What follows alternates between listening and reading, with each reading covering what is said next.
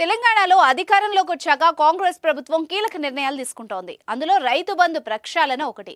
గత బీఆర్ఎస్ ప్రభుత్వం అమలు చేసిన రైతు బంధుపై విమర్శలు గుప్పించిన కాంగ్రెస్ కొత్త నిబంధనల్ని అమల్లోకి తీసుకొస్తోంది. గతంలో ప్రభుత్వ ఉద్యోగులు, రాజకీయ నాయకులు, వ్యాపారస్తులు, సెలబ్రిటీలు, రియల్టర్లు వంటి వాళ్లకు కూడా రైతు బంధు దక్కింది. పంట పండించకపోయినా రైతు బంధును పొందారు. దీనిపై దృష్టి సారించిన రేవంత్ రెడ్డి ప్రభుత్వం నిజమైన అర్హులకు మాత్రమే పథకం వర్తింపజేయాలని భావిస్తోంది. సాగు చేసిన భూమికే రైతు బంధు ఇవ్వాలని నిర్ణయించింది. సాగు చేయడానికి పనికిరాని కొండలు, గుట్టలు, రాళ్లు, రప్పలు ఉండే భూములకు ఒక్క రూపాయి కూడా ఇచ్చేది లేదని తేల్చి చెప్పింది. అందులో భాగంగానే సాగు చేసే భూమిని, సాగు చేయని భూమిని గుర్తించేందుకు ప్రభుత్వం రంగం సిద్ధం చేసింది. అన్ని రకాల చర్మ సమస్యలకు శాశ్వత పరిష్కారం ఈ శ్రీత 9281458181.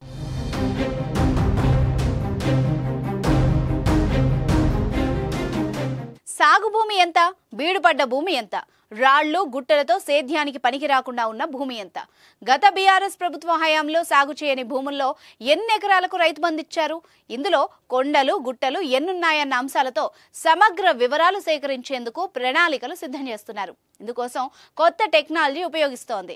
రిమోట్ సెన్సింగ్ సర్వే ద్వారా భూముల వివరాలు సేకరించేందుకు సిద్ధమైంది. శాటిలైట్ ఫోటోల ఆధారంగా సాగు బీడు భూముల వివరాల్ని నిర్ధారించనుంది. వీటి ద్వారా అర్హుల్ని, అనర్హులను తేల్చనుంది. అదేవిధంగా 5 ఎకరాల లోపు వాళ్లకే రైతు బంధు ఇవ్వాలన్న ఆలోచనలో రాష్ట్ర ప్రభుత్వం ఉన్నట్టు సమాచారం. 2018 వానాకాలంలో కేసీఆర్ సర్కార్ ఈ రైతు బంధు పథకాన్ని ప్రారంభించింది.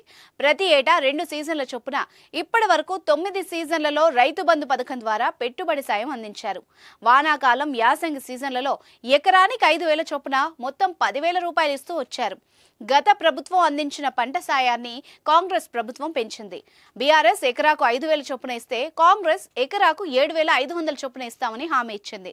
ప్రస్తుత యాసంగి సీజన్కు పాత పద్ధతిలోనే ఎకరాకు 5,000 చొప్పున పంపిణీ చేసినా వచ్చే వానాకాలం సీజన్ నుంచి ఎకరాకు 7,500 చొప్పున పంపిణీ చేయనున్నారు.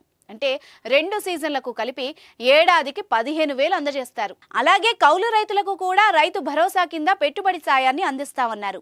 ఇందుకు సంబంధించి మార్గదర్శకాలు త్వరలోనే విడుదల కానున్నాయి.